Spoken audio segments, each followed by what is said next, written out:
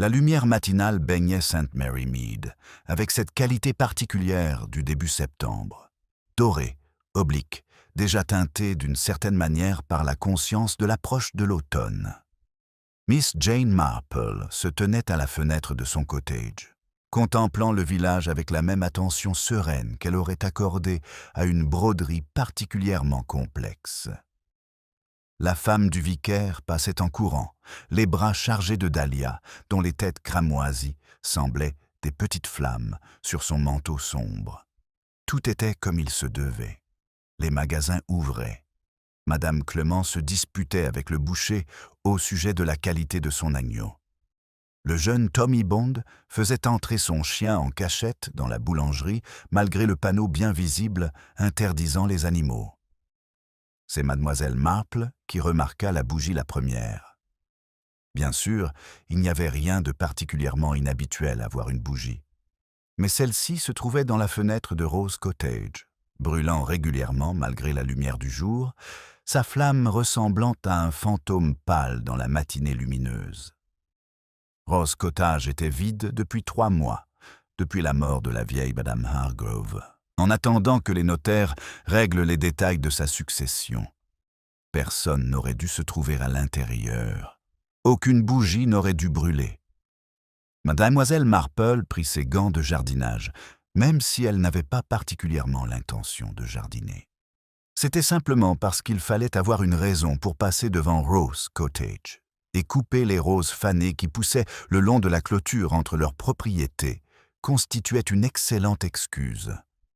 Elle était en train de couper une tige particulièrement envahissante lorsqu'elle entendit le cri. Il provenait de l'intérieur du cottage, un son qui commença haut et aigu, puis se fractura en quelque chose de pire, quelque chose qui exprimait un choc indescriptible. Le sécateur de mademoiselle Marple tomba bruyamment sur le chemin. Elle se déplaça avec une rapidité surprenante pour une femme de son âge, franchit le portail, remonta l'allée et passa la porte qui, remarqua-t-elle alors, était légèrement entr'ouverte. Le hall d'entrée était sombre après la luminosité de l'extérieur. La bougie brûlait toujours sur la table du hall. De la cire blanche s'accumulait autour de sa base, et à côté d'elle. Mademoiselle Marple s'arrêta. À côté d'elle gisait une femme. Elle avait peut-être 45 ans, élégamment vêtue d'un tailleur gris tourterelle qui avait dû coûter une somme considérable. Ses cheveux foncés étaient pas coiffés en arrière, dans un style plus adapté à Londres qu'à St. Mary Mead. Une main était tendue vers la bougie, les doigts recourbés comme si elle avait essayé de l'attraper lorsqu'elle était tombée. L'autre main serrait sa poitrine, où la soie grise était tachée de quelque chose de plus sombre. Miss Marple observa avec la lucidité particulière que procure parfois le choc que le sang avait tendance à paraître presque noir à la lueur des bougies. Madame Dane, la femme du vicaire, se tenait appuyée contre le mur, ses dahlias éparpillés sur le sol comme des gouttes du même sang sombre. Son visage était de la couleur du lait écrémé. « commença-t-elle, puis elle s'interrompit. J'ai entendu quelqu'un bouger. J'ai pensé que peut-être l'avocat était enfin arrivé. Je voulais seulement. » Elle baissa les yeux vers les fleurs à ses pieds, comme si elle l'avait trahi en tombant. Est-elle? Je crains qu'elle ne soit bien morte, dit doucement mademoiselle Marple. Elle s'était agenouillée à côté du corps, avec difficulté. Ses genoux n'étaient plus ce qu'ils avaient été, et avait cherché un pouls qu'elle savait ne pas trouver. La peau de la femme était encore chaude, mais il y avait en elle une immobilité indéniable. Peut-être 5 ou 10 minutes, pas plus. Le sang est encore. Elle s'interrompit. La chère Madame Dane semblait sur le point de s'évanouir. Vous feriez mieux de vous asseoir. Pas ici, peut-être. Dans le jardin. Elle guida la femme du vicaire à l'extérieur, l'installa sur le banc de pierre sous le pommier et retourna au cottage. Il était important d'examiner les lieux avant l'arrivée de la police et que tout devienne officiel et compliqué. L'inspecteur Slack allait débarquer avec son efficacité habituelle, sans prêter attention aux petits détails qui comptaient. La bougie attira à nouveau son attention. Elle n'était ni neuve ni vieille, peut-être à moitié consumée, avec de la cire coulée sur les côtés en coulées figées. Autour de sa base, quelqu'un avait gravé des mots dans le bois de la table. Mademoiselle Marple pencha la tête pour les lire dans la lumière incertaine. Une promesse faite à la lueur d'une bougie doit être tenue jusqu'à ce que la flamme s'éteigne. Comme c'était curieux. Le sac à main de la femme gisait à proximité, son contenu éparpillé. Un rouge à lèvres, un poudrier, un petit agenda en cuir au bord doré. Un talon de billet d'un théâtre londonien datant de 3 jours. Mademoiselle Marple se pencha plus près, non sans effort, et parvint à apercevoir le nom inscrit à l'intérieur de la couverture de l'agenda. Lydia Forrest. Ce nom ne lui disait rien, mais l'écriture élégante suggérait le raffinement, l'éducation, une certaine classe de personnes que l'on ne trouvait généralement pas mortes dans un cottage vide à St. Mary Mead. Des pas sur le gravier firent se redresser Mademoiselle Marple. Le colonel Melchett apparut dans l'embrasure de la porte, son allure militaire quelque peu compromise par la serviette du petit déjeuner, encore coincée dans son col. Derrière lui venait le docteur Haydock, une mallette noire à la main, le visage buriné déjà figé dans une impassibilité professionnelle. « Mademoiselle Marple », dit le colonel, avec l'air d'un homme qui avait appris à ne plus être surpris par sa présence sur les lieux d'un désastre. « Madame Dane a téléphoné. Elle a dit qu'il y avait eu... Bon Dieu !» Il avait vu le corps. Le docteur Haydock le dépassa, s'agenouilla avec l'aisance de quelqu'un qui a l'habitude et procéda à son examen. Son visage ne révéla rien à Mademoiselle Marple qu'elle n'ait déjà deviné. « Poignardé », dit-il laconiquement. « Une seule blessure, directement au cœur. La mort a dû être presque instantanée. Je dirais au cours des 15 dernières minutes. » Il jeta un coup d'œil à la bougie, puis à Mademoiselle Marple. « Elle brûle depuis longtemps. Je l'ai remarqué il y a peut-être 20 minutes, » répondit Mademoiselle Marple. « De ma fenêtre. Cela m'a semblé étrange, vous comprenez, la maison étant vide. 20 minutes. » Le docteur Haydock fronça les sourcils. Alors le meurtrier est peut-être encore. Mais le colonel Melchett se dirigeait déjà vers la porte, appelant ses hommes pour qu'ils fouillent le terrain, les propriétés voisines, le village lui-même. Dans son sillage, c'était le chaos organisé de l'enquête officielle. Des agents de police qui parcouraient les lieux, des mesures qui étaient prises, le corps photographié et finalement emporté. L'inspecteur Slack arriva de Much Benham dans sa voiture, plein d'une efficacité sinistre et de suspicion envers tout le monde. C'était un homme qui croyait aux solutions évidentes et s'irritait lorsqu'elles ne se présentaient pas rapidement. « Lydia Forrest », lut-il dans le journal, debout à l'endroit où se tenait Mademoiselle Marple, fronçant les sourcils devant l'inscription sur la table. « Je n'ai jamais entendu parler d'elle. Et vous, Mademoiselle Marple ? » « Je crains que non, inspecteur. » Il tourna les pages du journal intime avec des doigts trop épais pour un travail aussi délicat. Une adresse à Londres. Berkeley Square, rien de moins. Que fait une femme comme ça à St. Mary Mead? Dans une maison vide? C'est, dit Mademoiselle Marple d'un ton doux, la question qu'il convient de se poser. Le journal intime, apparut-il, ne contenait que peu d'informations utiles dans l'immédiat. Principalement des rendez-vous, déjeuner, vernissage, une note concernant un essayage chez un couturier. Mais sur la page des 3 jours précédents, une entrée se détachait, écrite à l'encre plus foncée et soulignée 2 fois, St. Mary Mead, Rose Cottage, 10 heures. Elle avait donc l'intention de venir ici, dit Slack. Elle l'avait prévu.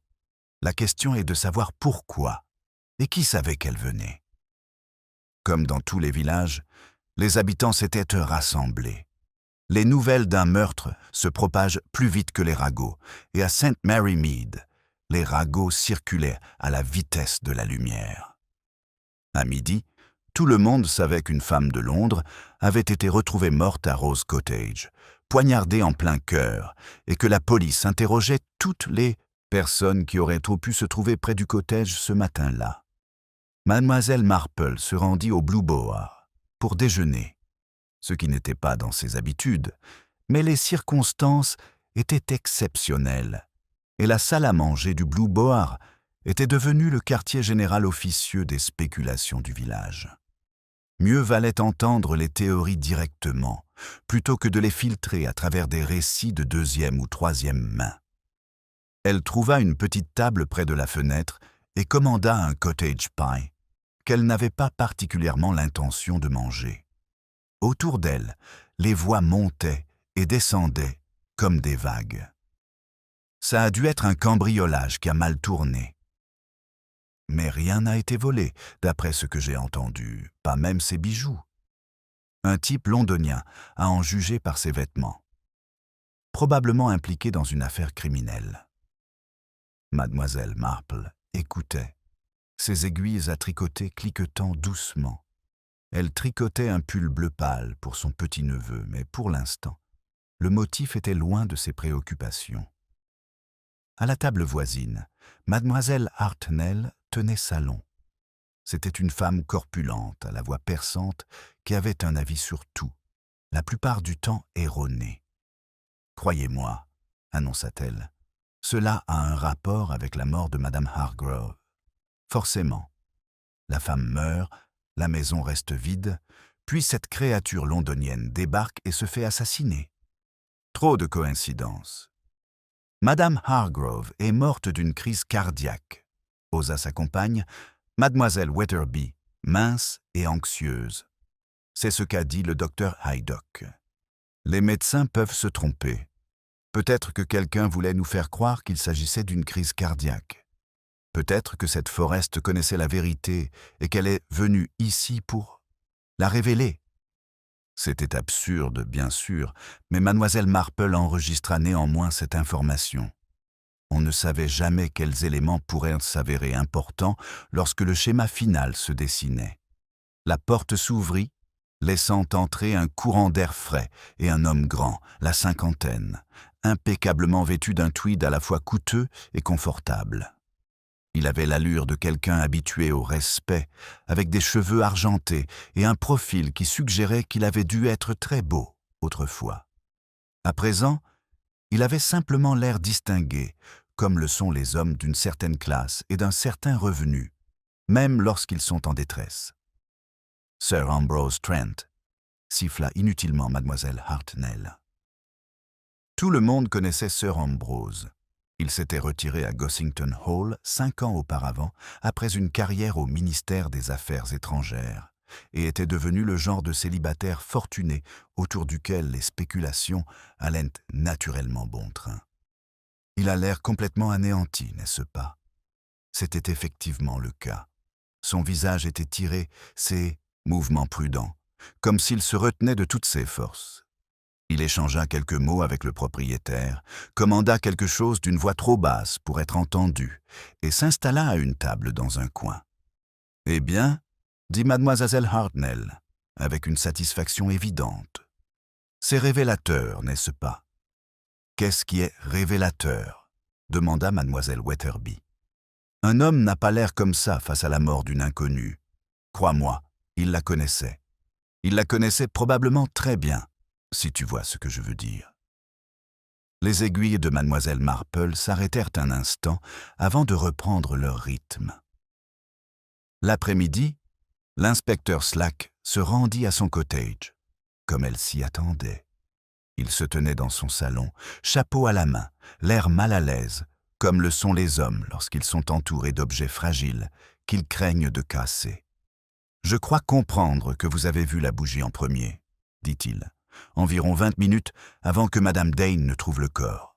« Oui, à peu près. »« Avez-vous vu quelqu'un ?»« N'importe qui, près du cottage ou en train de le quitter. » Mademoiselle Marple réfléchit. « J'ai vu Madame Dane avec ses dahlias, marchant vers le cottage. J'ai vu le garçon du boucher faire ses livraisons. Le jeune Tommy Bond avec cet affreux chien. Mademoiselle Hartnell passait à vélo, de manière assez dangereuse, je trouve, car elle ne regarde jamais où elle va. Sir Ambrose Trent marchait en direction de la poste. Elle fit une pause.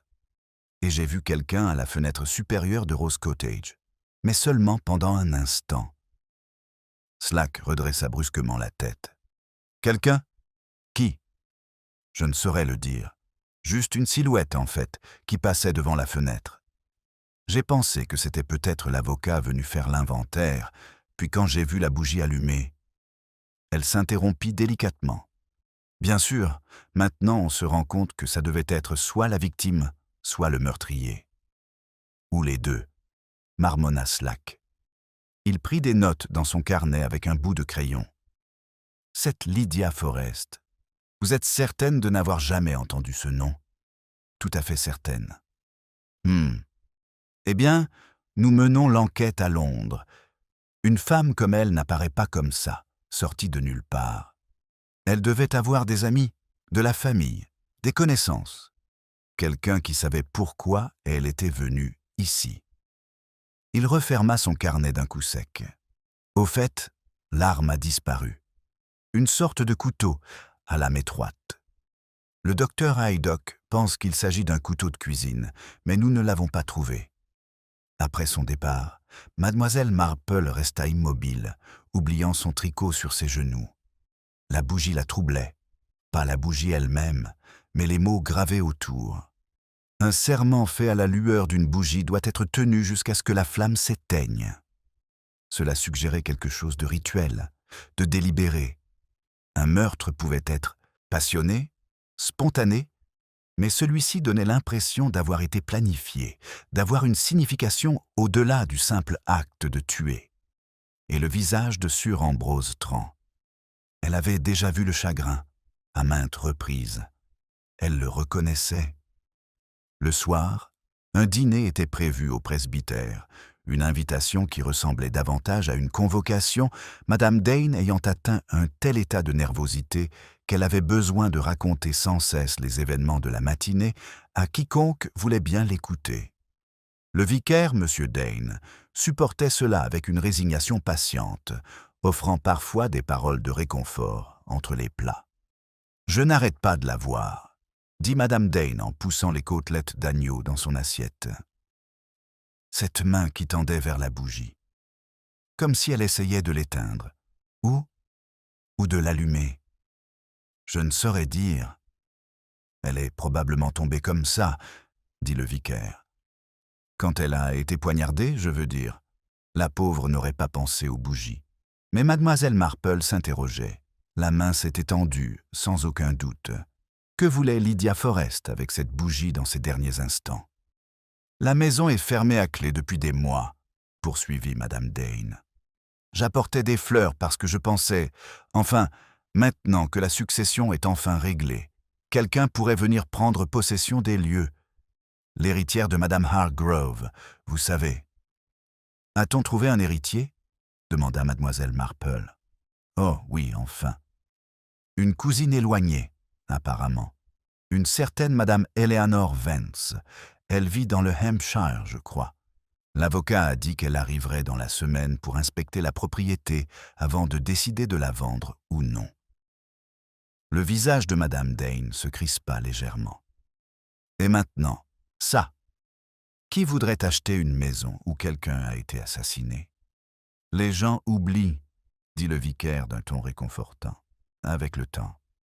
Mais mademoiselle Marple repensa à la bougie qui brûlait encore à son arrivée, aux mots griffonnés, à la mise en scène soignée de la scène. Quelqu'un avait voulu que l'on s'en souvienne.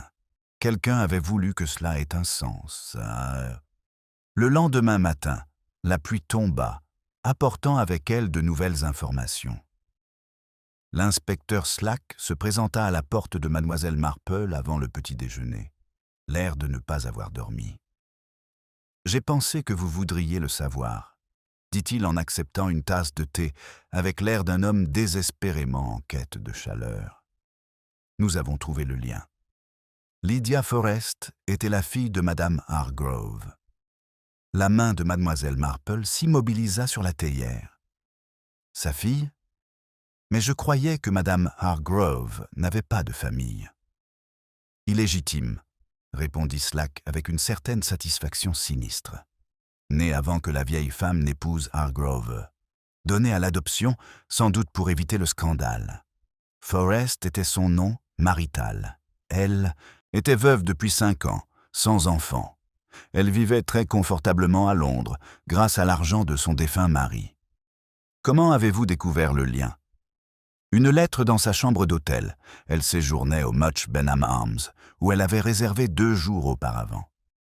La lettre provenait d'un avocat, d'un cabinet différent de celui qui s'occupait de la succession.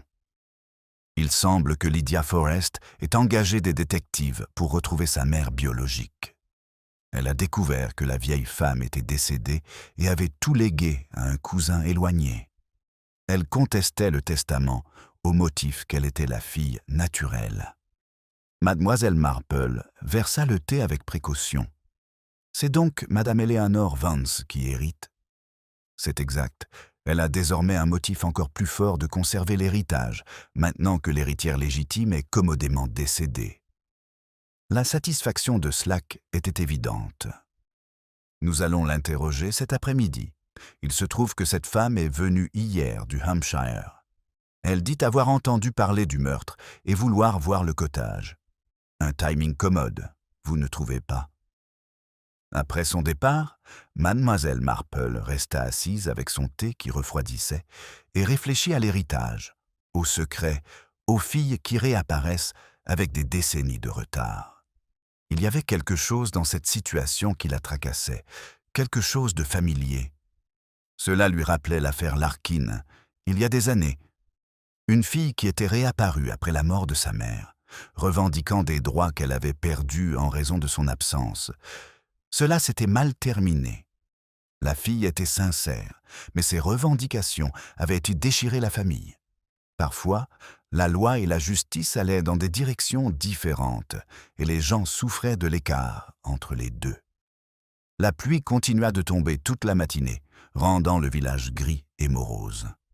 Mademoiselle Marple s'aventura quand même dehors, son parapluie incliné contre le vent, et se retrouva à passer devant Rose Cottage. La police avait terminé son enquête préliminaire et la maison était à nouveau vide, mais elle avait désormais quelque chose de désolé, comme si le bâtiment lui-même savait ce qui s'était passé entre ses murs. Elle fut surprise de trouver Sir Ambrose Trent debout devant le portail. Il portait un imperméable couvert de gouttes de pluie et son crâne chauve brillait d'un éclat argenté. Lorsqu'il se tourna vers elle, son expression était empreinte d'un chagrin si profond que mademoiselle Marple se sentit comme une intruse. « Pardonnez-moi, dit-elle, je ne voulais pas vous déranger. »« Mademoiselle Marple, » sa voix était rauque. « Je suppose que vous êtes au courant maintenant. Qu'elle était la fille de madame Hargrove. L'inspecteur m'en a parlé ce matin. Vraiment, ce n'était pas une question. » Sir Ambrose fixait le cottage d'un regard qui semblait voir, au-delà des murs de pierre et des fenêtres sombres. Je la connaissais, vous voyez. Lydia. Je la connaissais même très bien. Je vois, dit doucement mademoiselle Marple. Non. Il secoua la tête. Non, je ne pense pas que vous voyiez. Pas encore. Mais je suppose que vous verrez. L'inspecteur le comprendra certainement. Ces choses finissent toujours par se savoir. Il prit une inspiration qui le fit légèrement frissonner. Lydia et moi étions fiancés, il y a 25 ans, avant que je rejoigne le ministère des Affaires étrangères, avant qu'elle épouse Forrest. Nous étions très jeunes et très amoureux, du moins le pensions-nous. La pluie ruisselait des branches du pommier, chaque goutte marquant le temps. « Que s'est-il passé ?» demanda mademoiselle Marple, même si elle pensait pouvoir deviner. Ces histoires étaient toujours les mêmes, dans l'essentiel. Ma famille s'en est mêlée, ou plutôt mon père. Je n'avais pas d'argent à moi, vous comprenez. Le titre était là, mais le domaine était hypothéqué jusqu'au cou. Mon père m'a clairement fait comprendre que je devais épouser une femme riche et non une fille dont les perspectives se limitaient à être très belle et très gentille. Nous nous sommes disputés. Lydia a rompu nos fiançailles. Elle a épousé Forrest dans l'année. Il était plus âgé, riche, et pouvait lui offrir la sécurité que je ne pouvais pas lui donner. Ses mains agrippèrent les barreaux de fer du portail. Je l'ai regretté chaque jour de ma vie. Mais vous l'avez revu récemment, il y a 3 jours. Les mots sortirent d'une voix plate, épuisée. Elle m'a écrit. Elle m'a dit qu'elle avait découvert quelque chose sur son passé, quelque chose d'important, et qu'elle avait besoin de mes conseils. Nous nous sommes rencontrés à Londres. Elle m'a parlé de sa mère biologique, de l'héritage contesté, de son voyage ici pour voir l'endroit où sa mère avait vécu. Il se tourna vers mademoiselle Marple. J'ai essayé de l'en dissuader. Je lui ai dit de laisser les avocats s'en occuper, de ne pas venir elle-même. Mais Lydia avait besoin de voir cet endroit. Elle avait besoin de comprendre la femme qui l'avait abandonnée. Êtes-vous venu à St. Mary Mead avec elle? Non. J'avais des affaires à Londres. Nous avions convenu que je la rejoindrais le lendemain pour en discuter davantage. Peut-être. Sa voix se brisa. Peut-être pour essayer à nouveau, après toutes ces années. Nous n'étions plus jeunes, mais nous étions tous deux libres, et ce sentiment n'avait jamais vraiment. Il s'interrompit, incapable de continuer. Mademoiselle Marple éprouva une profonde pitié pour lui. Quel que fût ce Rambrose, son chagrin était sincère. « Vous devriez raconter tout cela à l'inspecteur, » dit-elle doucement. « Je le ferai. C'est mon intention. Mais je voulais d'abord me tenir ici, là où elle. » Il ne put terminer. Il se détourna et repartit vers Gossington Hall d'un pas lent, comme un homme qui aurait vieilli de 20 ans en une seule nuit. Miss Marple le regarda s'éloigner, puis regarda à nouveau le cottage. Une promesse faite à la lueur d'une bougie. Elle pensa aux jeunes amoureux, aux promesses faites et rompues, aux chemins que prenait Lévi et qui parfois, rarement, se rejoignaient. Et elle pensa au meurtre, qui mettait fin à tous ses espoirs. Dans l'après-midi, la pluie avait cessé, laissant le monde propre et, d'une certaine manière, plus net. Mademoiselle Marple venait de s'installer pour déjeuner lorsque mademoiselle Hartnell arriva, pratiquement vibrante de nouvelles. « Vous ne devinerez jamais, » annonça-t-elle, bien qu'elle ait clairement l'intention de le dire quoi qu'il arrive. Madame Vance a été arrêtée. Ou presque. L'inspecteur Slack la retient au poste pour l'interroger. Mademoiselle Weatherby l'a vue traverser le village en voiture, l'air absolument épouvantable. Mademoiselle Marple posa sa fourchette. « Pour quelle raison ?»« Pour la raison qu'elle était ici, à St. Mary Mead, hier matin, au moment du meurtre. Voilà pourquoi. Elle séjournait au Much Benham Arms, tout comme Madame Forrest, même si elle prétend ne pas le savoir. Elle dit qu'elle était venue pour voir son héritage et qu'elle avait rendez-vous avec l'avocat à 10 heures. » Les yeux de mademoiselle Hartnell brillaient. 10 heures! À la même heure où Lydia Forrest avait prévu de se rendre à Arrows Cottage. Ça donne à réfléchir, n'est-ce pas? Tout à fait. L'esprit de mademoiselle Marple était déjà en train d'assembler les pièces du puzzle. Eleanor Vance, qui s'attendait à hériter. Lydia Forrest, qui est apparue avec une revendication susceptible de renverser le testament. Une rencontre dans une maison vide, des mots échangés, peut-être une dispute. « Madame Vance a-t-elle dit quelque chose ?» demanda-t-elle. Elle prétend n'avoir jamais rencontré Lydia Forrest, ne pas avoir même su de son existence jusqu'à hier, lorsque l'avocat lui a parlé du testament contesté. Elle dit avoir passé la matinée au cabinet de l'avocat à Much Benham, puis être venue voir le cottage dans l'après-midi, après le passage de la police. Mademoiselle Hartnell ricana. Très pratique, cet alibi. Mais l'avocat pourrait ne pas confirmer sa version. Il vérifie. Après le départ de mademoiselle Hartnell, à contre-cœur, car elle aurait voulu prolonger la conversation, mademoiselle Marple resta assise tranquillement, tricotant et réfléchissant.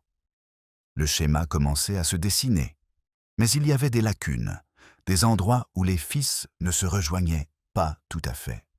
Il était tout à fait plausible que madame Vance soit le meurtrière. L'héritage était l'un des motifs les plus anciens au monde. Mais le chandelier, le message griffonné, la mise en scène de la scène du crime suggéraient quelque chose de plus qu'un simple crime de cupidité. Cela suggérait une émotion, une histoire, quelque chose de personnel. Elle était encore en train de réfléchir lorsque madame Dane arriva pour prendre le thé, l'air légèrement moins bouleversé que la veille. « L'inspecteur a libéré le cottage », dit-elle en acceptant une tasse de thé avec des mains qui ne tremblaient que légèrement. « Je suppose que quelqu'un devrait vérifier que tout est en ordre.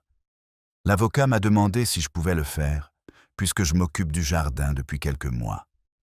Mais j'avoue, mademoiselle Marple, que je ne pense pas pouvoir supporter d'entrer à l'intérieur. Pas là où, pas après. »« C'est tout à fait compréhensible, » dit mademoiselle Marple. « Peut-être pourrais-je vous accompagner. Une paire de mains supplémentaires, vous savez.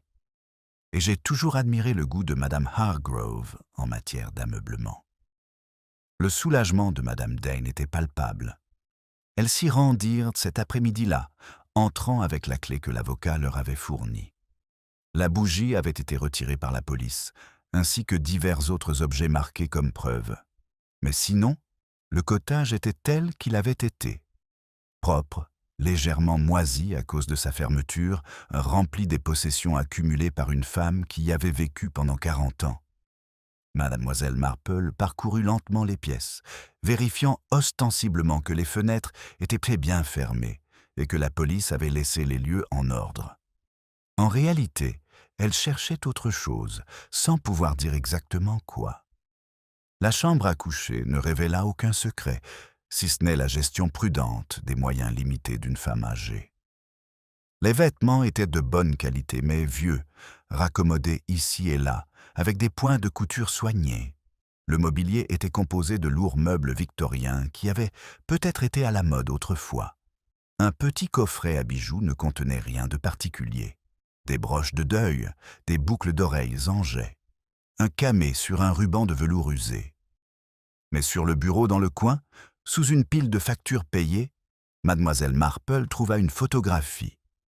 Elle montrait une jeune femme, âgée d'à peine 20 ans, tenant un nourrisson dans ses bras. Le visage de la femme était marqué par les soucis, mais souriant, et le bébé était enveloppé dans ce qui semblait être une robe de baptême. Au dos, à l'encre délavée, était écrit « Ma Lydia, âgée de 3 mois. Que Dieu veille sur elle. » Mademoiselle Marple resta immobile, les yeux fixés sur cette photo. Voilà le secret que madame Hargrove avait gardé pendant des décennies, caché, mais jamais oublié. Une fille abandonnée, mais qu'elle n'avait jamais cessé d'aimer. « Madame Dane, » appela-t-elle. « Madame Hargrove vous a-t-elle jamais parlé de son passé, de sa vie avant son arrivée à St. Mary Mead ?» Madame Dane apparut dans l'embrasure de la porte, poussiéreuse et légèrement agitée. Pas vraiment, elle était très discrète. Je sais qu'elle s'est mariée tard, elle avait plus de 30 ans, je crois, lorsqu'elle est devenue madame Hargrove. Il est mort quelques années plus tard. Il n'avait pas d'enfant, du moins c'est ce que nous pensions tous. Elle vit la photo dans la main de mademoiselle Marple. « Oh, est-ce que c'est... » Je crois que oui. Elles restèrent debout ensemble, regardant l'image d'une femme et de l'enfant qu'elle avait aimé et perdu. « C'est triste, » dit doucement madame Dane. « Abandonner son bébé et ne jamais pouvoir le reconnaître. » Mais je suppose qu'à l'époque, les scandales étaient plus fréquents. Les gens étaient de moins indulgents. Mademoiselle Marple pensa au prix des secrets, à la façon dont il façonnait les vies de manière invisible. Madame Hargrove avait vécu seule pendant des décennies, s'occupant de sa maison et de son jardin, restant discrète. Avait-elle espéré que sa fille la retrouve un jour? Ou l'avait-elle redoutée? Elles terminèrent leur inspection et fermèrent la maison à clé derrière elles. Le soleil de l'après-midi était désormais bas, sa lumière dorée rendant tout doux et brumeux. Mademoiselle Marple rentra chez elle lentement, l'esprit en ébullition. Eleanor Vance avait été libérée après avoir été interrogée. L'inspecteur Slack l'avait appelée pour l'en informer d'un ton frustré.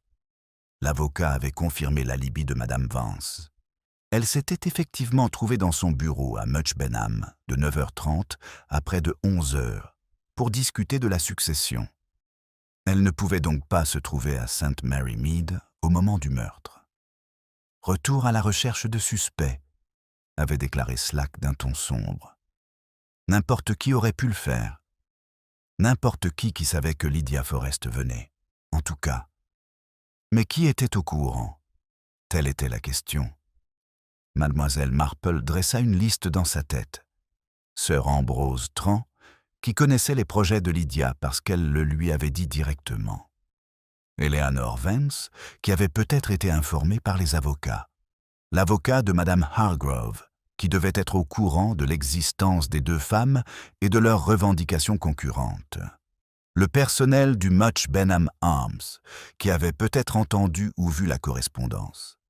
La liste était tristement longue, et rien de tout cela n'expliquait la bougie, le message, le caractère rituel de l'événement. Ce soir-là, Mademoiselle Marple fit quelque chose qu'elle faisait rarement. Elle rendit visite à Sir Ambrose à Gossington Hall sans prévenir. Il la reçut dans son bureau, une pièce remplie de livres qui sentaient le cuir, le vieux papier et le bon whisky. Il avait l'air légèrement mieux que le matin même si ses yeux étaient encore rougis par le chagrin, le manque de sommeil, ou les deux. « Mademoiselle Marple, je dois avouer que je suis surpris de vous voir. Je m'excuse de vous déranger, mais j'ai réfléchi à ce que vous m'avez dit ce matin, à propos de vos fiançailles avec Mademoiselle Forrest. Madame Forrest, devrais-je dire. » Il lui fit signe de s'asseoir et lui versa un verre de sherry, sans lui demander si elle en voulait un. « Qu'en est-il ?»« Le serment, » dit Mademoiselle Marple. « Vous avez certainement fait des serments lorsque vous vous êtes fiancés? Des promesses l'un à l'autre ?» Le visage de Sir Ambrose devint très immobile. « Oui. » « Pourquoi cette question ?»« À cause des mots gravés sur la table. Un serment fait à la lueur d'une bougie doit être tenu jusqu'à ce que la flamme s'éteigne.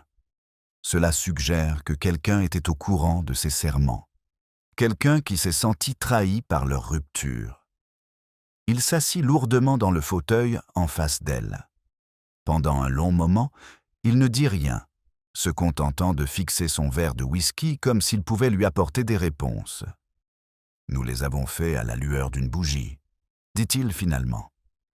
Dans sa chambre, tard, un soir. C'était très romantique, très naïf, très jeune. Nous avons allumé une bougie et juré de nous aimer pour toujours, que rien ne pourrait nous séparer, que nous resterions fidèles jusqu'à la mort. Son rire était amer. Nous avions 22 ans. Nous pensions que la mort était très loin. Et puis vous avez rompu ce serment. Oui, je l'ai rompu. J'ai choisi le devoir, l'argent et les attentes de ma famille plutôt que l'amour. C'est l'histoire la plus vieille du monde, n'est-ce pas? Il vida son verre de whisky. Lydia m'a finalement pardonné. Elle a dit qu'elle comprenait, que nous étions jeunes et naïfs. Mais je ne me suis jamais pardonné. Mademoiselle Marple but une gorgée de sherry, pensive. Qui d'autre était au courant de cette promesse? Personne. C'était privé, entre nous. Vous en êtes certain? Pas un ami? Un confident? Sir Ambrose fronça les sourcils. Lydia a peut-être en parlé à quelqu'un, je suppose. Elle avait une amie, une femme dont elle était très proche à l'époque. Madame... Il marqua une pause, cherchant dans sa mémoire. Madame Calthorpe, je crois que c'était son nom. Oui, Vera Calthorpe. Elles avaient fait leurs études ensemble et étaient restées amies par la suite. Lydia l'avait mentionné dans ses lettres, il y a des années. Savez-vous ce qu'est devenue Madame Calthorpe? Je n'en ai pas la moindre idée. Lydia et moi avons perdu contact après son mariage. Nous venions seulement de reprendre contact ces derniers jours. Sa voix se brisa à nouveau. Pas assez de temps, jamais assez de temps. Miss Marple le laissa à son chagrin et à son whisky et rentra chez elle à pied dans le crépuscule naissant. Le village s'installait pour la soirée. Les lumières apparaissaient aux fenêtres. Le son d'une radio flottait depuis le pub. Tout était paisible. Tout était sûr. Sauf qu'une femme avait été assassinée, et quelque part dans ce village paisible, un meurtrier était en liberté. De retour dans son cottage, Mademoiselle Marple consulta son annuaire téléphonique, puis, après un moment de réflexion, passa un appel à une vieille amie à Londres, Madame Bantry, qui connaissait tout le monde et se souvenait de tout. Vera Calthorpe? La voix de Madame Bantry crépitait au bout du fil. Mon Dieu, je n'ai pas entendu ce nom depuis des années. Elle a fait un mariage fortuné, je m'en souviens. Un homme 2 fois plus âgé qu'elle, avec une fortune dans les chemins de fer. Comment s'appelait-il déjà? Radley? Ripley? Une pause. Ridley, c'est ça. Elle était Madame Vera Ridley. Est-elle toujours en vie? Je crois que oui. Veuve depuis des années, elle roule sur l'or. Pourquoi cette question? Simple curiosité, répondit vaguement Mademoiselle Marple. Merci, ma chère, vous m'avez été d'une grande aide. Après avoir raccroché, elle resta immobile, oubliant ses aiguilles à tricoter. Madame Vera Ridley, née Calthorpe. Ce nom ne lui disait rien. Et pourtant, elle repensa à la femme à la fenêtre du haut de Rose Cottage, qu'elle n'avait aperçue que brièvement. Elle repensa à la bougie allumée en plein jour. Elle repensa à un serment fait il y a des décennies, rompu par l'une des parties dont l'autre se souvenait. Mais Madame Dane avait crié lorsqu'elle avait découvert le corps. Madame Dane avait été véritablement choquée. Mademoiselle Marple en était certaine. On ne pouvait pas feindre ce type particulier d'horreur. À moins que... Les aiguilles de Mademoiselle Marple se remirent à bouger, lentement, au début, puis plus rapidement. Des motifs dans des motifs. C'était cela, le meurtre, quand on y regardait de près. Une perturbation du motif attendu, mais aussi un motif en soi, à condition de le voir clairement. Le lendemain matin apporta un deuxième choc, mais d'un autre genre. L'inspecteur Slack arriva à l'heure du petit déjeuner avec l'air d'un homme qui a eu une mauvaise surprise et qui a l'intention de la partager. « Madame Vance est morte », annonça-t-il sans préambule. On l'a trouvée dans sa chambre d'hôtel au Much Benham Arms, il y a 1 heure. Des somnifères, semble-t-il. Un flacon vide à côté du lit, une note sur la table. Mademoiselle Marple sentit le monde basculer légèrement. Une note? Une confession. Elle dit avoir tué Lydia Forrest, ne pouvant vivre avec ce qu'elle avait fait, choisissant la solution de facilité. Il frappa son bloc-notes contre sa paume avec frustration. Une affaire classée, pourrait-on penser. Sauf que cela n'a aucun sens. En quoi? En tout point. Cette femme a un alibi pour le matin du meurtre. Un alibi solide, confirmé par l'avocat, et son clerc. Elle était à Much Benham quand Lydia Forrest est morte. Il lui était physiquement impossible d'avoir commis le crime. Il arpentait le petit salon comme un ours en cage, à moins qu'elle ait eu un complice, ou à moins que quelqu'un d'autre ait tué Forrest et que Madame Vance se soit suicidée par culpabilité. Par culpabilité de quoi? D'avoir souhaité la mort de cette femme? L'esprit de Mademoiselle Marple tournait à toute vitesse. Une fausse confession. Un suicide qui n'était peut-être pas un suicide du tout. Puis-je voir la note? Slack hésita, puis sortit un papier plié, le tenant de manière à ce qu'elle puisse le lire sans le toucher. L'écriture était tremblante, à peine lisible. J'ai tué Lydia Forrest. Je ne pouvais pas la laisser prendre ce qui m'appartenait de droit. Maintenant, je ne peux plus vivre avec ce que j'ai fait.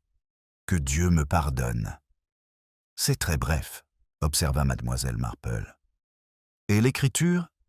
Madame Vince était-elle malade? » Personne ne l'avait remarqué.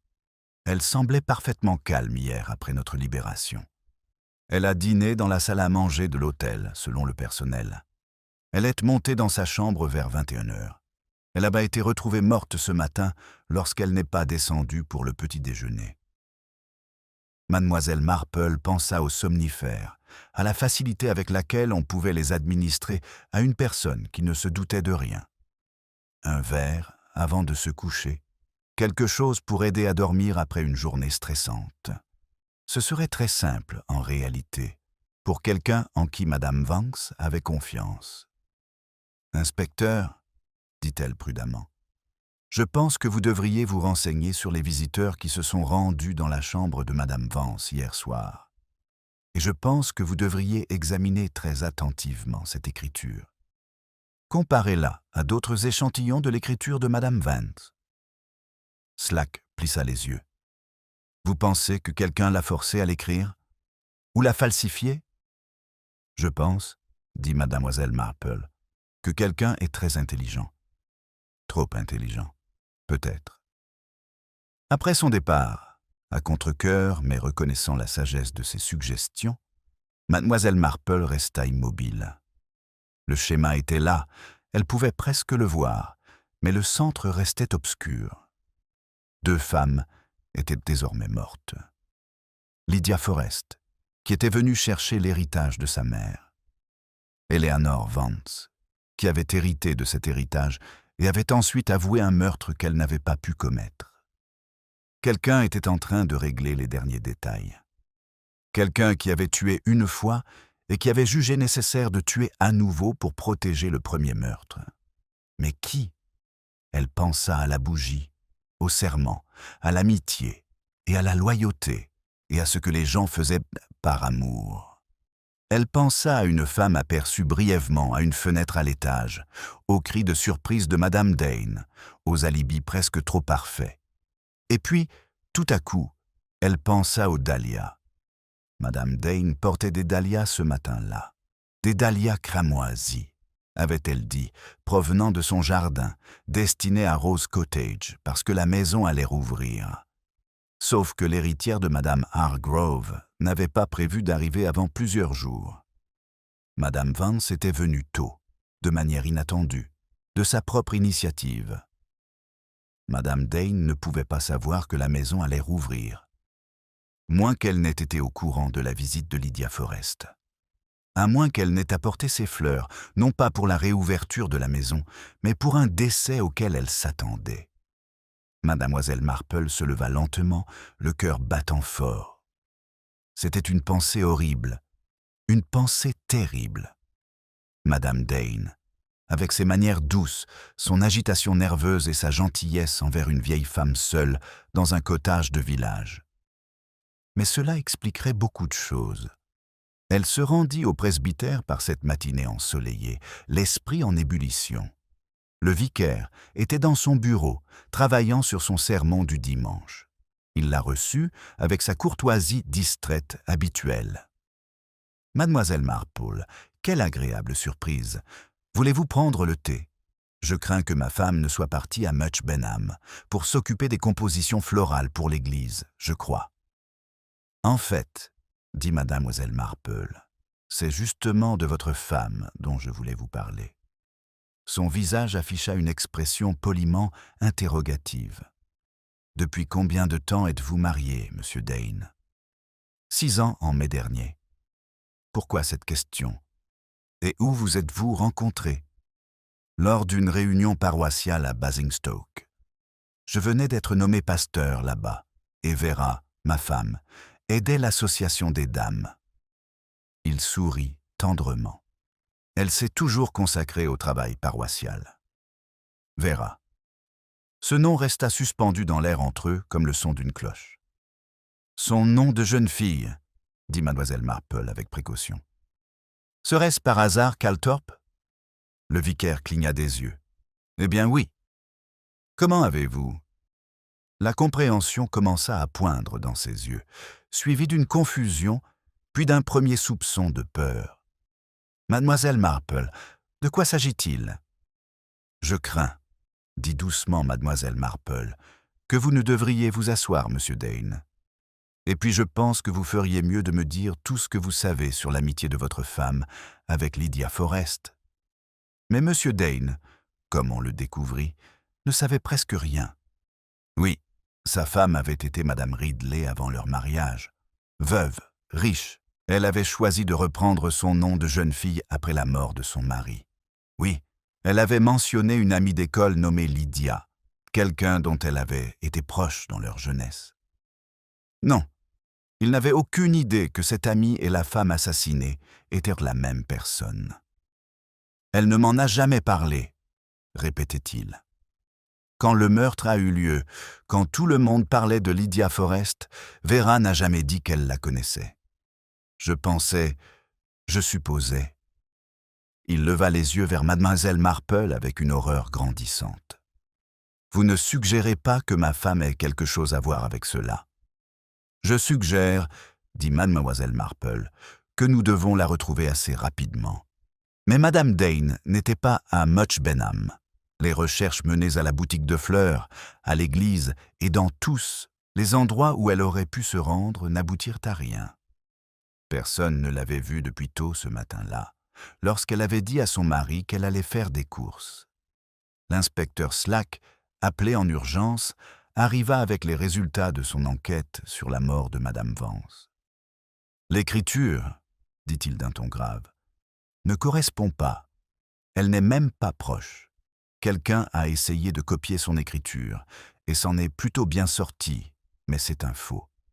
Et le portier de l'hôtel se souvient que quelqu'un s'est rendu dans la chambre de Madame Vance vers 9h30. Il lui a apporté un grog chaud, a-t-il dit, envoyé par un ami. Il n'a pas vu qui c'était, car il était occupé avec d'autres clients, mais c'était une femme.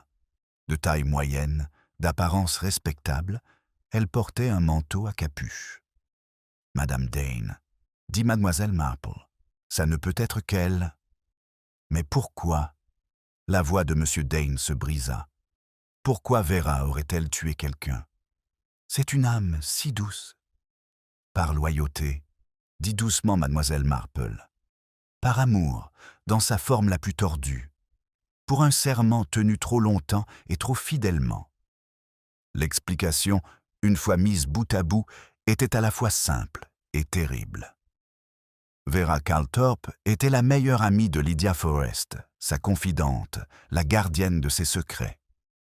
Lorsque la jeune Lydia s'était fiancée à Ambrose Tran, Vera avait fait la fête avec elle. Lorsque ses fiançailles avaient été rompues, lorsqu'Ambrose avait choisi le devoir plutôt que l'amour, Vera avait été là pour assister au chagrin de Lydia. Et Vera, contrairement à Lydia, n'avait jamais pardonné à l'homme qui avait brisé le cœur de son amie. Elle a dû nourrir cette colère pendant des décennies, dit Mademoiselle Marple. Ils étaient assis dans le bureau du vicaire. Elle-même, Monsieur Dane, l'inspecteur Slack et le colonel Melchett, qui avait été convoqué alors qu'il était en train de déjeuner. Elle a vu son ami épouser un autre homme. Elle l'a vu essayer de se construire une vie après cette trahison.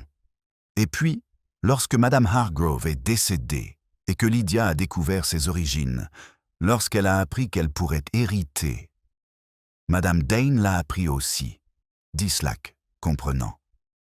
Lydia a dû parler à son amie de la découverte de sa mère biologique, de son arrivée à St. Mary Mead. Plus que cela, dit Mademoiselle Marple. Elle a dû lui dire qu'elle revoyait sur Ambrose, qu'ils pourraient se réconcilier après toutes ces années, que le vœu qu'ils avaient fait pourrait enfin être exaucé.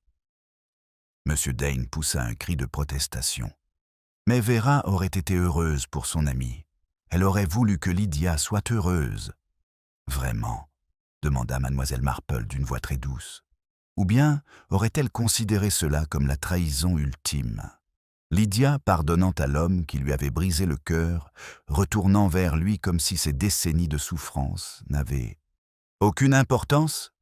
Parfois, Monsieur Dane, les gens s'investissent tellement dans la souffrance d'une autre personne que la guérison leur semble être un abandon. Le silence était pesant. Elle est arrivée ici, à St. Mary Mead, il y a 5 ans, dit lentement le colonel Melchett. Après la mort de son premier mari, elle a épousé le vicaire dans l'année. Nous pensions tous que c'était un mariage d'amour. Peut-être, dit mademoiselle Marple, ou peut-être était-ce un moyen de se rapprocher de Rose Cottage, de la femme qu'elle avait appris être la mère de Lydia. Un moyen de la surveiller. Mais madame Hargrove ne savait rien du lien qui existait avec Lydia, objecta Slack. Elle ne savait pas que sa fille était en vie, ni qui elle était devenue. Non. Mais Vera le savait. Et quand madame Hargrove est morte, quand la succession est revenue à un cousin éloigné, Vera a dû ressentir une certaine satisfaction. La mère de Lydia ne l'avait jamais réclamée, l'avait laissée grandir sans connaître ses véritables origines. Pourquoi Lydia devrait-elle bénéficier de cet héritage maintenant? Alors, quand Lydia a écrit pour dire qu'elle venait à St. Mary Mead, dit M. Dane d'une voix engourdie, quand elle a voulu voir le cottage, pour comprendre sa mère, Vera y a vu une opportunité, termina mademoiselle Marple. Elle a organisé une rencontre avec Lydia au Rose Cottage ce matin-là. Elle a peut-être prétendu avoir des informations sur madame Hargrove, des secrets qu'elle avait appris en s'occupant du cottage ces derniers mois. Et pendant qu'elle discutait, pendant que Lydia était distraite par la bougie... La bougie, interrompit Slack. Qu'en est-il de cette maudite bougie? Vera devait être au courant du serment, dit mademoiselle Marple.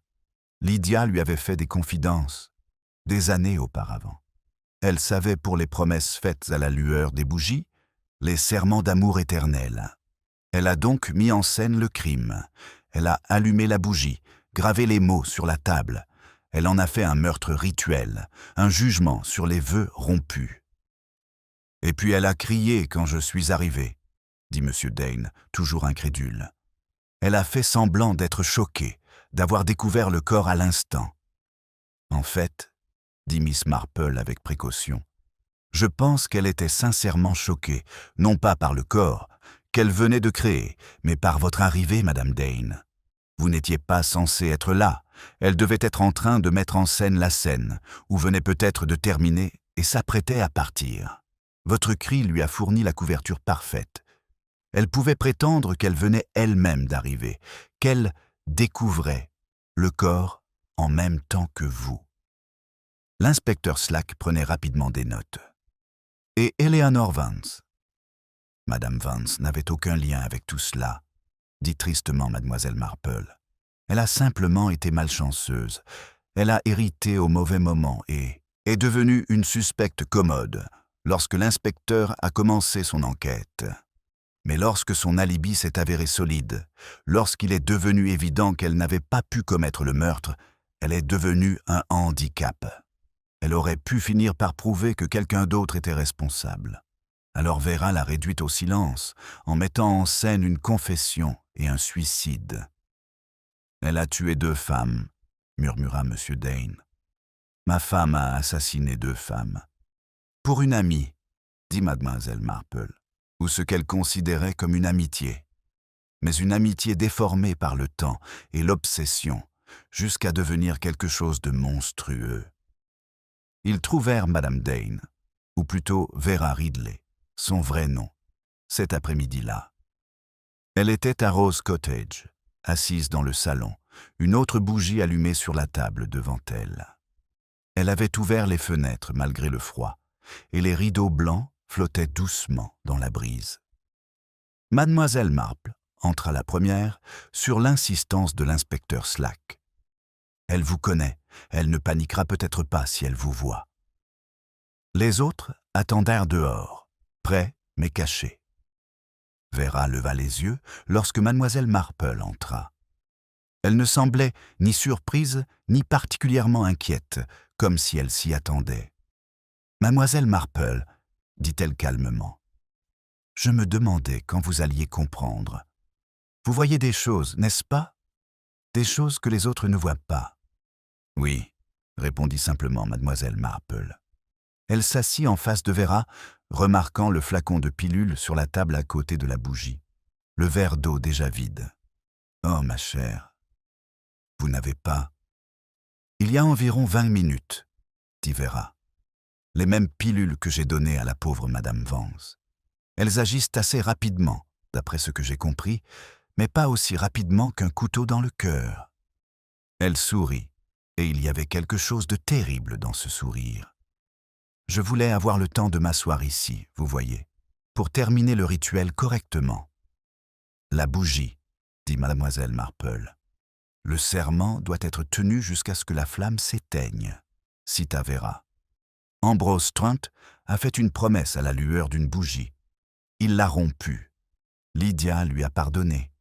Elle était toujours trop indulgente, trop disposée à voir le meilleur chez les gens. Mais je m'en suis souvenu. J'ai tenu ce serment, même si elle ne l'a pas fait. Vous l'aimiez, dit doucement mademoiselle Marple. Votre amie. Plus qu'elle ne l'a jamais su. Le regard de Vera était distant, voyant quelque chose au-delà des murs du cottage.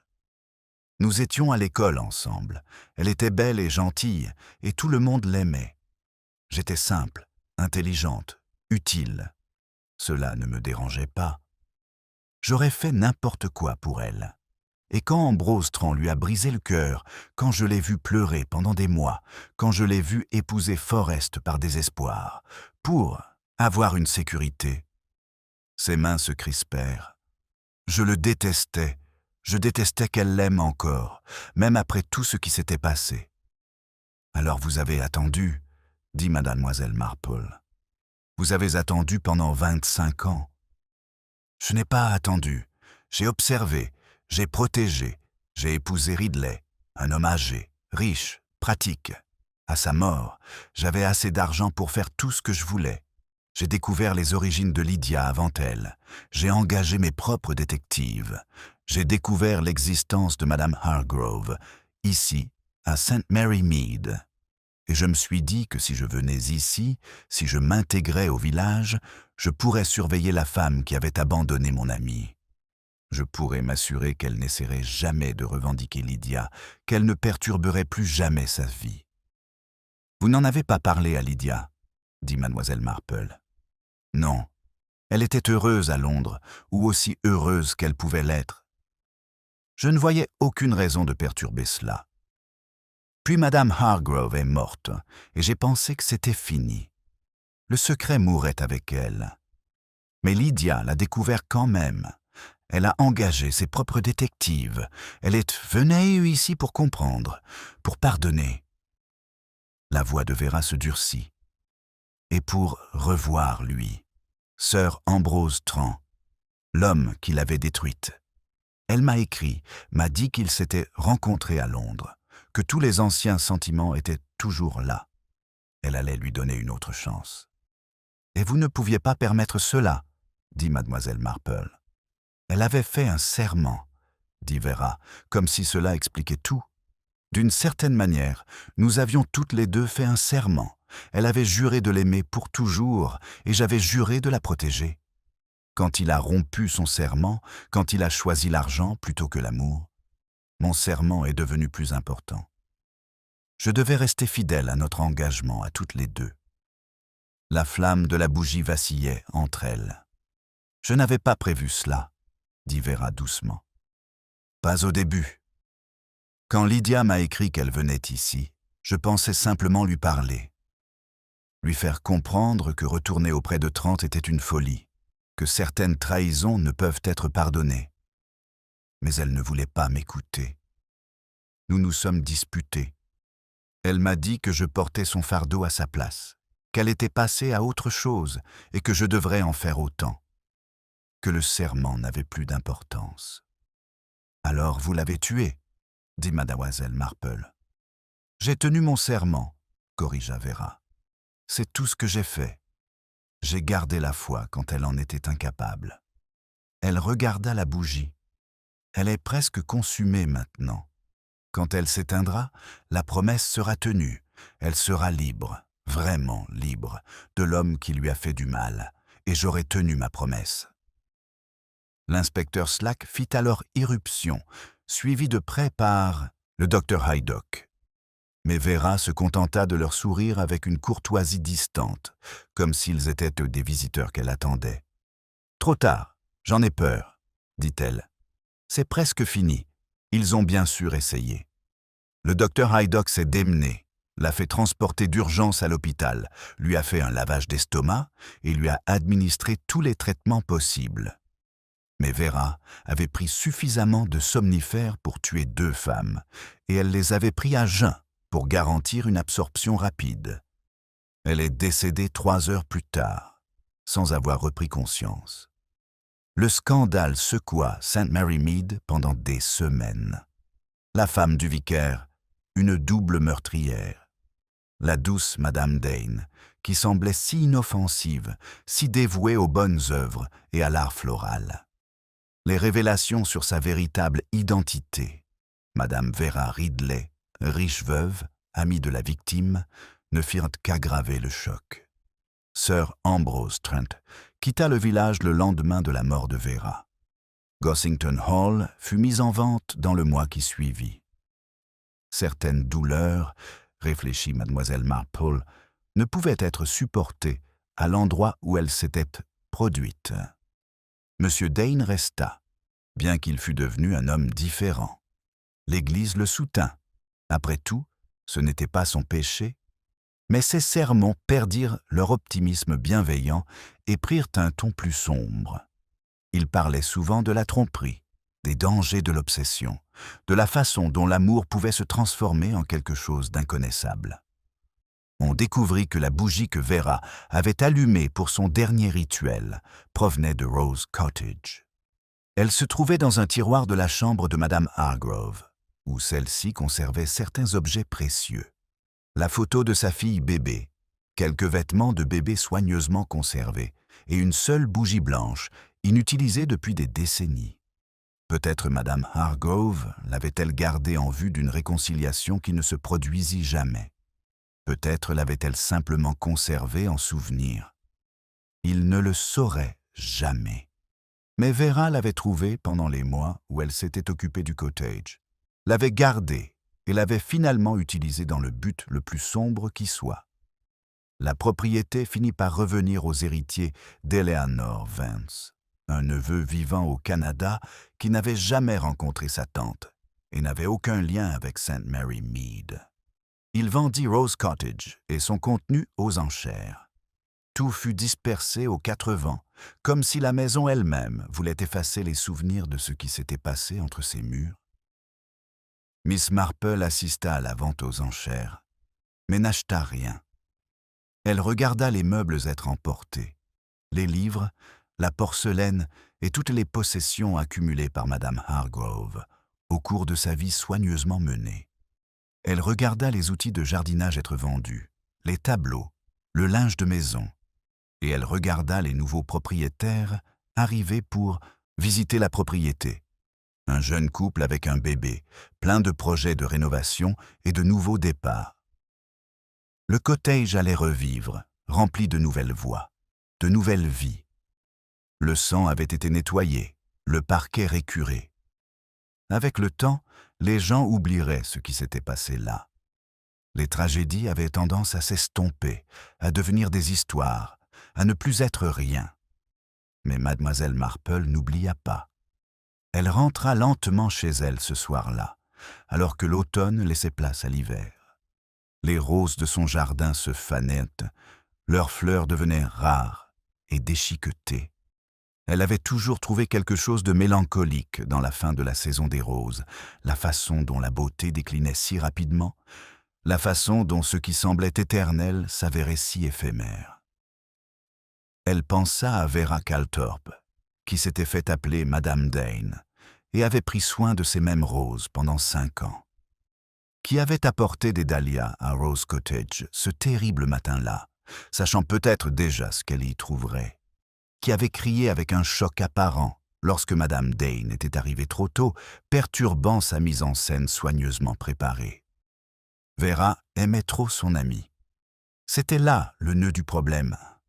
Elle l'aimait si fort qu'elle ne pouvait pas la laisser souffrir à nouveau, ne pouvait pas la laisser commettre ce que Vera considérait comme la même erreur. Elle s'était désignée comme gardienne, juge et bourreau. Miss Marple avait déjà vu cela auparavant, sous d'autres formes. La mère qui étouffait son enfant avec une protection excessive, jusqu'à ce que celui-ci ne puisse plus respirer. L'ami qui sabotait les relations par peur d'être abandonné. L'amant qui tuait plutôt que de voir l'être aimé heureux avec un autre. L'amour était une chose dangereuse lorsqu'il se tournait vers l'intérieur, lorsqu'il s'agissait moins du bonheur de l'être aimé que du besoin de l'amant. Elle ouvrit la porte de son cottage et entra. Les pièces familières l'accueillirent. Sa chaise près du feu, son panier à tricot, les photos de ses neveux et nièces disposées sur la cheminée. Une vie construite de petites choses, de choses soignées, de choses qui ne faisaient de mal à personne. Mais même ici, il y avait des ombres. Elle pensa à la bougie qui brûlait en plein jour, aux mots gravés dans le vieux bois, à un serment tenu au-delà de toute raison ou miséricorde. Une promesse faite à la lueur d'une bougie doit être tenue jusqu'à ce que la flamme s'éteigne. Vera avait tenu cette promesse. Elle en avait fait le but de sa vie. Et en la tenant, elle avait détruit tout ce qu'elle prétendait aimer. Miss Marple s'assit dans son fauteuil et reprit son tricot, les aiguilles cliquetant dans la pièce silencieuse. Dehors, la nuit tombait. Le village s'installait dans la soirée, dans la routine confortable du dîner, des programmes radio et du coucher tôt. Tout était comme il se devait, en apparence. Mais Miss Marple savait mieux que quiconque.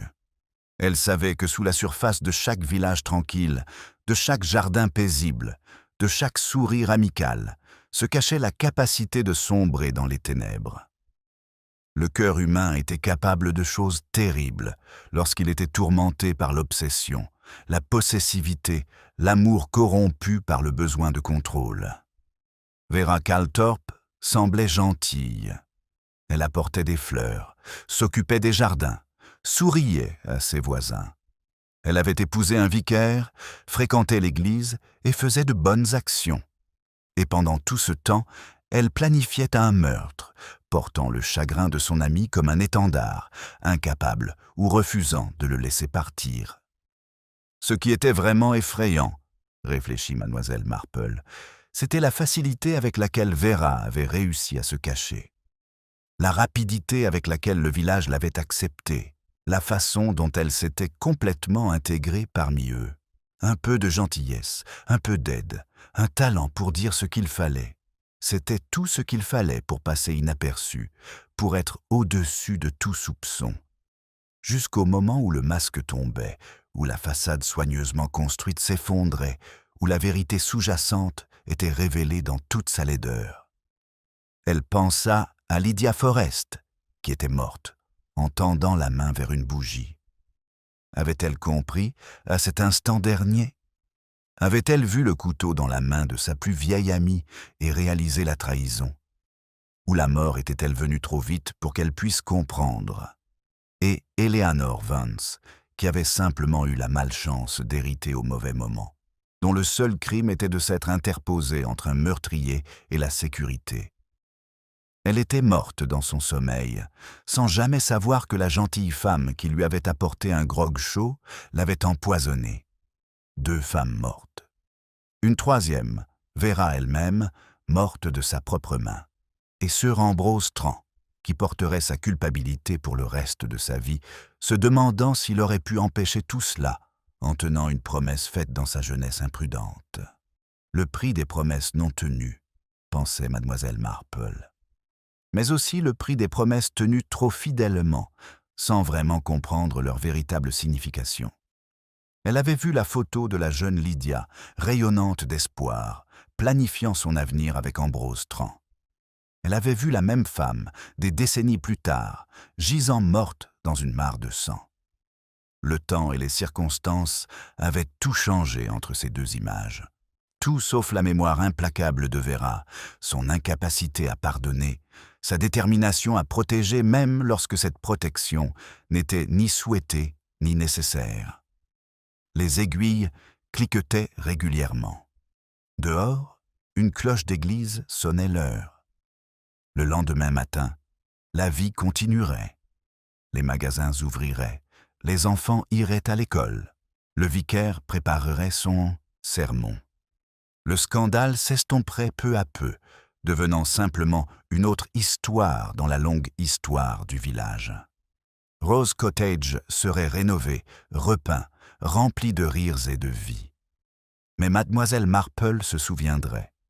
Elle se souviendrait de la bougie allumée en plein jour, des dahlias cramoisis éparpillés sur le sol, du message griffonné qui parlait d'obsession déguisée en loyauté. Elle se souviendrait du visage calme de Vera, assise dans l'attente de la mort, convaincue jusqu'au bout qu'elle avait fait ce qu'il fallait, qu'elle était restée fidèle alors que les autres avaient failli.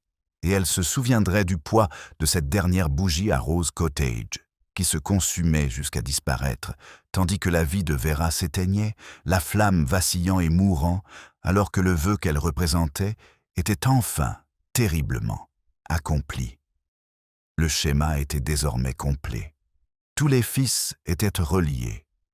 Mais le schéma achevé ne montrait rien de beau, seulement la terrible géométrie d'une vie gâchée, d'un amour transformé en haine, d'une amitié corrompue en possession.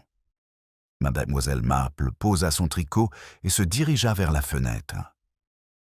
Le village était maintenant plongé dans l'obscurité, à l'exception de quelques lumières éparses aux fenêtres.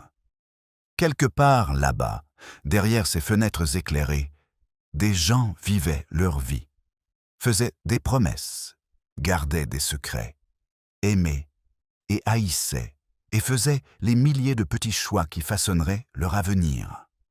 Certaines de ces promesses seraient tenues, d'autres rompues. Certains de ces secrets seraient anodins, d'autres terribles. Certains de ces amours dureraient. D'autres se transformeraient en une dévotion obsessionnelle qui détruirait plutôt que de nourrir. Et lorsque le prochain meurtre aurait lieu, car il aurait lieu inévitablement, les villages étant peuplés de gens capables de tout, mademoiselle Marple serait là, observant, se souvenant, voyant les schémas du comportement humain qui se répétaient à l'infini, dans des variations infinies, mais essentiellement identiques. Elle avait appris depuis longtemps à ne pas être surprise par ce que les gens pouvaient voir, su et faire, à ne pas se fier aux apparences, à ne pas supposer que la gentillesse était synonyme de bonté ou que la familiarité était synonyme de compréhension. La femme qui apportait des fleurs pouvait être en train de planifier un meurtre. Le voisin serviable pouvait être en train de mettre en scène une scène de crime. L'ami dévoué pouvait être le plus grand danger de tous. Elle avait appris à repérer les bougies allumées en plein jour, les petits détails qui trahissaient des vérités plus importantes, les vœux tenus pour de mauvaises raisons, et elle avait appris que le cœur humain, malgré toute sa capacité d'aimer, avait une capacité égale pour la noirceur. Que la frontière entre le dévouement et l'obsession était plus mince que la plupart des gens ne voulèrent le croire. Que les criminels les plus dangereux étaient souvent ceux qui croyaient agir pour les meilleures raisons. Vera Calthorpe avait tenu sa promesse. Elle s'était désignée gardienne de la douleur de son ami, gardienne de son cœur brisé. Elle avait transformé cette garde en mission et cette mission en meurtre. Et elle était morte en croyant avoir fait ce qu'il fallait, ce qui était nécessaire, ce qui était loyal. C'était peut-être là l'élément le plus troublant de tous. Non pas que Vera ait tué, mais qu'elle n'ait jamais douté de sa propre droiture. Elle avait allumé cette dernière bougie d'une main ferme, pris ses pilules avec une détermination calme, affronté la mort avec la sérénité de quelqu'un qui croyait accomplir un devoir sacré. Mademoiselle Marple se détourna de la fenêtre et retourna s'asseoir dans son fauteuil. Le feu avait faibli. Elle ajouta une autre bûche, regarda les flammes s'embraser et grandir, projetant des ombres vacillantes sur les murs. Des ombres et de la lumière. C'était cela, la vie, quand on la regardait clairement. Et parfois, les ombres portaient les déguisements les plus convaincants, se cachant à la vue de tous jusqu'au moment où elles frappaient. Mais quelqu'un observait toujours. Quelqu'un prêtait toujours attention aux petits détails, aux fausses notes, au moment où le masque tombait. À St. Mary Mead, cette personne était mademoiselle Jane Marple. Et alors qu'elle était assise dans son cottage en cette soirée d'automne, avec le feu qui crépitait et le village plongé dans l'obscurité autour d'elle, elle pensa aux bougies, aux vœux et au prix terrible des promesses tenues trop longtemps. La flamme s'éteint, pensa-t-elle. Finalement, toutes les flammes s'éteignent.